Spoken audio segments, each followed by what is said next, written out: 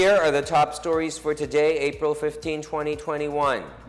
Efforts intensified. The government continues to work hard as more isolation facilities, vaccines, and contact tracers are being utilized in responding to the COVID-19 pandemic.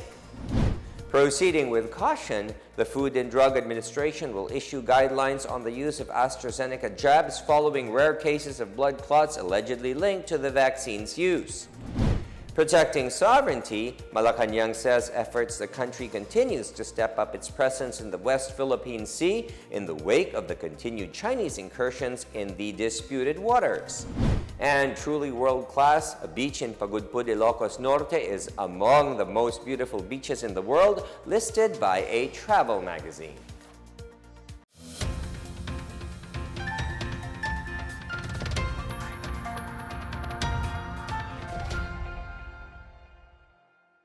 Good day, I am William Theo. Welcome to the PNA Newsroom. The government continues to intensify testing, tracing, isolation, and treatment efforts amid rising COVID-19 cases. Presidential spokesperson Harry Roque made this assurance in a briefing today. Citing global data, Roque says the Philippines ranks third after India and China in Asia in terms of tests per million population and second after Indonesia in terms of total tests conducted among ASEAN member states. Globally, the Philippines has a case fatality rate of 1.7%. Meanwhile, the country's tracing capacity will get a boost with the hiring of over 4,754 contact tracers in the NCR Plus area. DILG officer in charge Undersecretary Bernardo Flores says this will augment the region's over 10,000 contact tracers. These will be hired under the Labor Department's Emergency Employment Program. Simula po bukas, open na yung ating hiring. At ito ay magtatapos hanggang April 22. After April 22, sila po ay i-vet and then through our team or committee na binuo galing sa DOLE, galing sa DILG at galing sa MMDA ay sila po ay papatawag kung na-final na yung listahan. At after that, pag napili sila ay iti-train natin sila through our NCR DILG. President Rodrigo Duterte is said to be outraged by reports of abusive punishments against quarantine violators. This after a resident in General Trias, Cavite died after being forced to do 300 rounds of a pumping exercise. Another resident in Calamba City, Laguna also died after allegedly beaten to death by village guards. Chief Presidential Legal Counsel Salvador Panelo described authorities who came up with such punishments as little tyrants in their own little kingdoms. He advised the local officials and authorities to just remind the public to follow rules and create a task force that would remind the public to observe quarantine protocols. Kaya hindi ko rin maintindihan ang ibang kababayan natin, yung mga barangay tanod na yan. Pag nabibigyan ng kapangyarihan, mga tyrants. They have become little tyrants in their own little kingdoms. Kaya hindi ko po pwede yan. Si Presidente Duterte, galit na galit sa mga oppression. The Food and Drug Administration, or FDA, will release new guidelines on the use of Astrazeneca vaccines. The agency earlier halted the use of the jabs for individuals aged 60 years old following reports of rare cases of blood clots and low platelets among those who were inoculated with the vaccine. FDA Director General Eric Domingo also said that guidelines would also be provided for vaccinations to inform them on symptoms to watch out for after vaccination. Dumating na po yung mga recommendation ng WHO, ng Vaccine Expert Panel, ng ating pong Adverse Event Committee, at saka po ng mga expert natin. At unanimous naman lahat na ang AstraZeneca, yung paggamit niya bilang bakuna, overall ay talagang the benefit outweighs the known and the potential risks. Tamang-tama naman, spokes, na padating pa lang yung next vaccine natin, siguro baka mga 2 to 3 weeks. So yung mga nabigyan dati, matutuloy naman yung kanilang second dose. Kailangan lang paalalahanan yung mga nagbabakuna. Of course, that there's the possibility of this rare side effect. at kung ano ang gagawin kung sakaling mayroong makita ng mga sintomas. Meanwhile, the Department of Trade and Industry says 4 vaccine firms are keen on putting up manufacturing sites in the country. Trade Secretary Ramon Lopez says they are currently in talks with these companies. He, however, refused to elaborate further on the matter but assured that they will assist these firms in complying with necessary requirements. Tutulungan din natin sila sa mga requirements din sa FDA. At hindi ko lang mabanggit yung mga pangalan, pero may mga apat to. At hopefully within this year or next year ay meron ng mga actual investments that will come in. Once so masettle din ang kanilang mga concerns at ang mga requirements. The total number of available vaccine doses in the country has reached 3 million. This came after the arrival of the additional 500,000 doses of Sinovac jabs purchased by the government from China on April 11. As of April 13, the Department of Health and the National Task Force Against COVID-19 said around 93% of these doses, equivalent to 2.8 million, have been distributed across the country. More than 1.2 million vaccine doses have been administered in almost 3,000 vaccination centers nationwide. Over 1 million Filipinos received their first dose, while some 162,000 Filipinos already got their second dose. A total of 47,545 Filipinos were vaccinated daily based on a 7-day average data.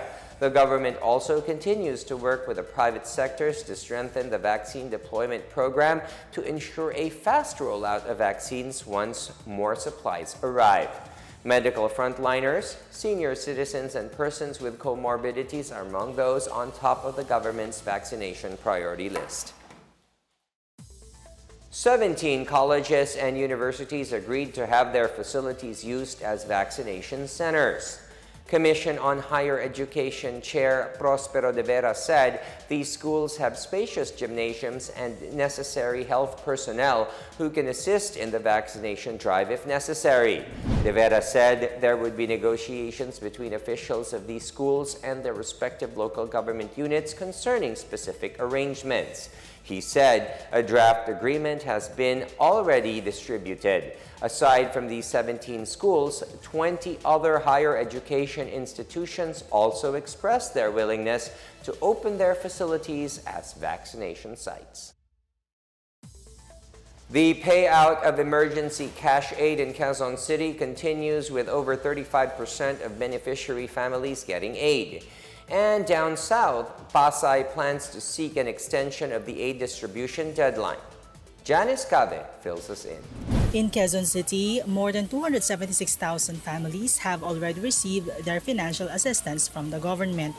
Mayor Joy Belmontes said the families who have received a financial aid account for about 35% of the estimated target of around 800,000 family beneficiaries.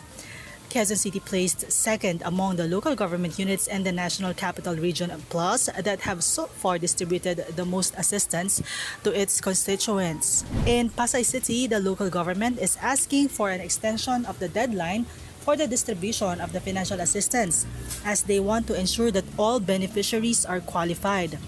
Pasay City Mayor Emmy Calixto said they might not be able to meet the 15-day deadline as they have encountered some challenges, particularly in the posting of the list of names of the beneficiaries. She said the local government is also working to include some waitlisted residents in the cash assistance. For the PNA Newsroom, I'm Janice Cave. Around 30 vials of Sinovac vaccines were among the items damaged in a fire that broke out in one of the buildings of the Misamis Oriental capital. District Fire Director Superintendent Alan Cabot said the vaccine container was safe, but they are unsure if these can still be used since storage of the vaccines require low temperatures. Initial reports from the Bureau of Fire Protection said the fire started around 6:38 p.m. yesterday and had also burned 2 vehicles at the motor pool area of the Provincial Engineering Department. Misamis Oriental Governor Yevgeny Vicente Emano said affected employees would have to work in temporary spaces within the capital grounds. Still to come, some 28,000 additional vaccine doses arrive in Davao. And business groups speak up against China's continued incursions in the West Philippine Sea. More on these when the PNA Newsroom continues.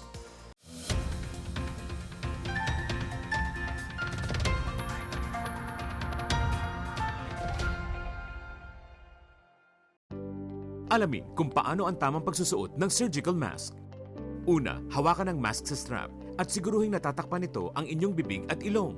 Tandaan, ang may kulay na bahagi ng mask ang dapat nasa labas. Ito lamang ang tamang paraan ng pagsuot nito. Ihulma ang nose piece o maliit na metallic strip ayon sa hugis ng inyong ilong. Iwasan ang paghawak sa inyong ilong at bibig. Kung marumi na ang mask, hubarin ito gamit ang strap at itapon ito sa isang basurahan. Siguruhin ang maayos na paghuhugas ng kamay gamit ang sabon at tubig. Ang surgical mask ay dapat gamitin ng mga pasyenteng may sakit sa baga o mga taong mayroong ubo, sipon at lagnat, mga nag-aalaga sa mga may sakit, at mga healthcare at frontline workers. Maaari ring magsuot nito kung kayo ay pupunta sa matataong lugar. Basta't sama-sama at laging handa, kaya natin to! Isang paalala mula sa DOH, PCOO, KBP, at ng himpilang ito.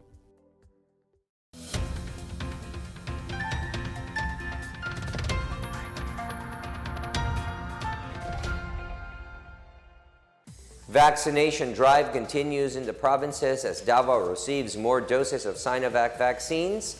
Meanwhile, Iloilo City simplifies its registration for vaccinees by opening their booths at the malls.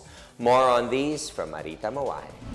In Iloilo City, registration for the COVID-19 vaccination program is now more convenient and accessible as residents can sign up at the registration centers at the malls. Jack Conlu, spokesperson for the Iloilo City COVID team, said they opened 2 sites at the 3rd level of Robinson's Place, City proper, and on the ground floor of the Mega World Festive Mall in Mandurriao District. This booth will cater to walk-in applicants during office hours on weekdays. Apart from the 2 malls, registration is also available at the City Hall and 180 barangays. Those who are interested are advised to bring their identification cards as proof that they are residents or they are students or workers residing or working in the city. Meanwhile, 28,400 Sinovac doses arrived at the Davao International Airport. The 5th batch of vaccines was immediately brought to the Department of Health in the region for storage and distribution. DOH 11 Assistant Director Lenny Joy Rivera said of the 28,400 doses, 21,600 would be allocated for the 2nd dose of the healthcare workers, while the remaining 6,800 would be set aside for the 1st dose of other health workers in the Davao region. For the PNA Newsroom, I'm Marita Muaje. Boracay Island lifted strict quarantine measures as it reverts to a modified General Community Quarantine or MGCQ effective midnight of Wednesday. Despite the lifting of the ECQ and the surgical lockdown, the local government says it will still continue to impose measures to further contain the spread of the virus on the island. As such, operations of bars, restaurants, and food parks with live shows and music, cockfighting, and non-essential gatherings are still prohibited. Boracay still has to observe the 11 p.m. to 4 a.m. curfew hours, and church capacity is still reduced to its 30% seating capacity. Island authorities have also required the observance of minimum public health standards, such as wearing a face mask and face shields at all times. The government has stepped up its actions to protest the incursion of China into Philippine territory in the West Philippine Sea, as well as protect the country's exclusive economic zone.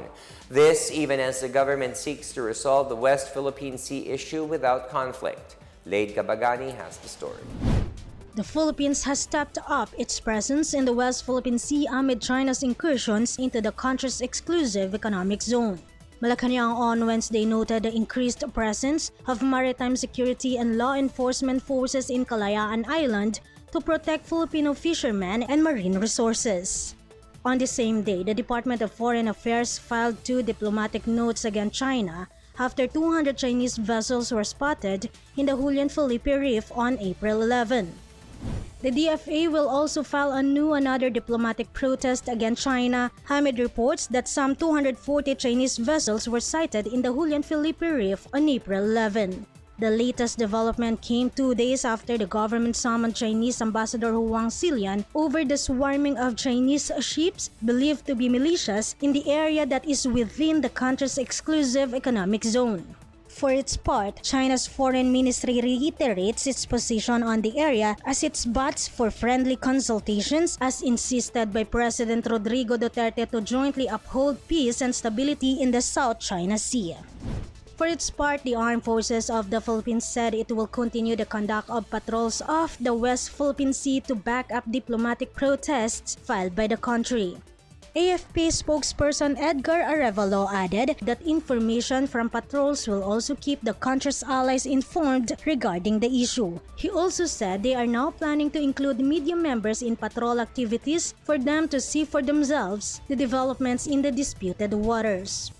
Meanwhile, a resolution condemning the harassment of Filipinos by Chinese forces in the West Philippine Sea has been filed at the House of Representatives. Muntinlupa Representative Rufi Biason on Monday filed House Resolution No. 1707, which also urges the DFA to once again file a diplomatic protest as well as consider issuing a summons to the Chinese representative to the Philippines. The resolution likewise called on the Department of National Defense to pursue the conduct of maritime patrols in the Philippine Exclusive Economic Zone and assert and protect Philippine rights in those waters. For the PNA Newsroom, I'm Laid Kabagani.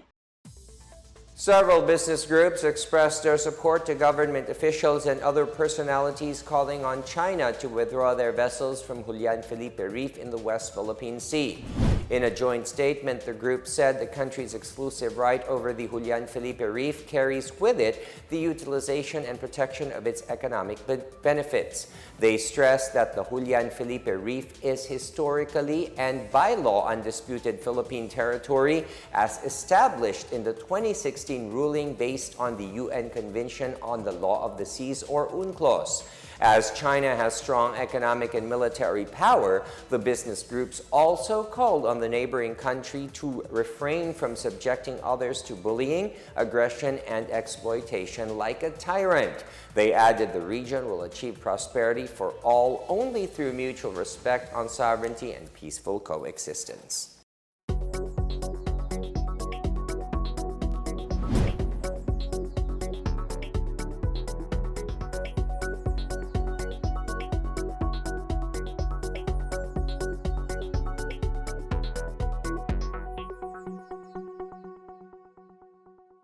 Up next, more aid is coming for Marawi's COVID-19 response from Australia.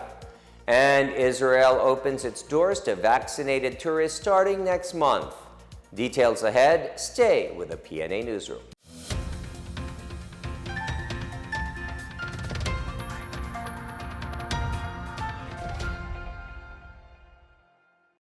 Alamin ang tamang paraan ng pag-ubo upang mapigilan ang paglaganap ng coronavirus disease 2019. Ugaliing magdala ng panyo o tissue. Kung uubo o babahing, takpan ang buong ilong at bibig gamit ang panyo o tissue. Kung walang dalang panyo o tissue, maaaring gamitin ang braso na pantakip. Kung nakararamdam na kailangan umubo o bumahing, agad na dumistansya sa mga tao sa paligid. Huwag dumura kung saan-saan, gumamit ng tissue at itapon sa basurahan. Ugaliin ang paghuhugas ng kamay at paggamit ng alcohol o hand sanitizer upang mamatay ang mikrobyo. Basta't sama-sama at laging handa, kaya natin to! Isang paalala mula sa DOH, PCOO, KBP at ng himpilang ito.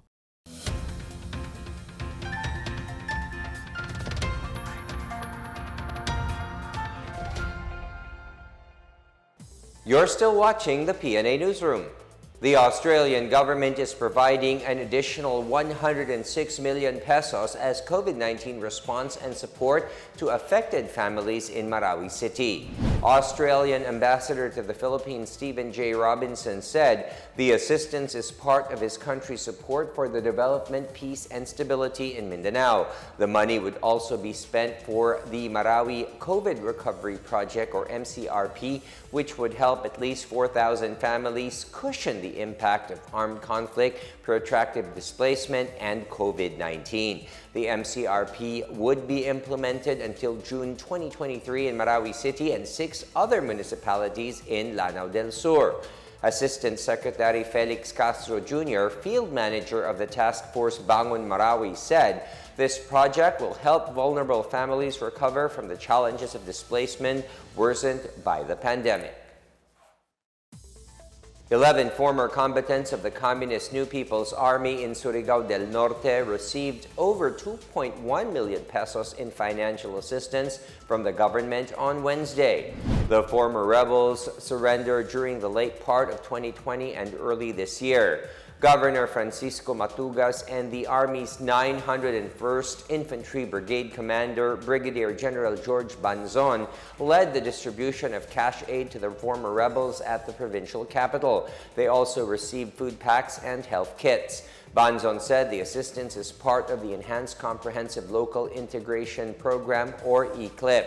More support would be provided by the provincial government to the former rebels, especially in the form of skills training, employment, and community-based income-generating activities. Banzon called on the remaining rebels in the provinces to consider the government's programs and returns to the fold of the law. U.S. federal health agencies have called for an immediate pause for the administration of single-dose Johnson & Johnson COVID-19 vaccines. This came after the discovery of 6 cases of a rare and severe type of blood clot that developed about 2 weeks after the vaccine was administered. The Centers for Disease Control and Prevention and the U.S. Food and Drug Administration announced a meeting with the Advisory Committee on Immunization Practices on Wednesday to further review these cases and assess their significance. The FDA will also review that analysis as it also investigates the cases to ensure that healthcare providers are aware of the blood clot issue and can plan for proper recognition, management, and eventual treatment. In Europe, the Astrazeneca vaccine has also faced concerns over reported blood clots. In our news overseas, Israel is opening up its borders to foreign tourists who have been vaccinated against COVID-19 starting next month. The Israel Ministry of Tourism said the initiative will begin on May 23. Israel will first welcome a limited number of groups that will be increased based on the health situation and progress of the program. Individual travelers will be allowed into Israel in its second stage, depending on health considerations. All visitors will be required to undergo a PCR test before boarding the flight to Israel and a serological test to prove their vaccination upon arrival at Ben Gurion Airport. Philippine passport holders may enjoy visa-free access to Israel for up to 90 days. The New York-based travel magazine Travel and Leisure has listed SAO Beach in Pagudpud, Ilocos Norte among the 25 most beautiful beaches in the world. The inclusion of SAO Beach in the International Travel Site's A-list is a first for Pagudpud, also known as the Boracay of the North. Travel and Leisure boasted of Saud's white sand pitches and clear waters, comparing it to a zero-entry swimming pool.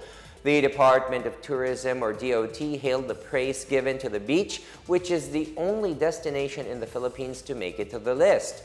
In a statement, the DOT said Saud has joined the ranks of other globally recognized beaches such as the Copacabana in Brazil, Hanalei in Hawaii, and Cape Le Grand National Park in Western Australia, and others.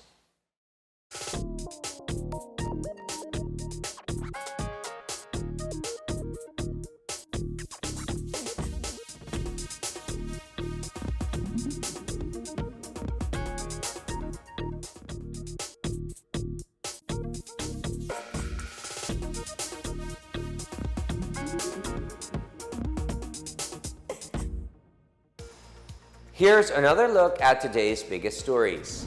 Efforts intensified. The government continues to work hard as more isolation facilities, vaccines, and contact tracers are being utilized in responding to the COVID-19 pandemic. Proceeding with caution, the Food and Drug Administration will issue guidelines on the use of Astrazeneca jabs following rare cases of blood clots allegedly linked to the vaccine's use.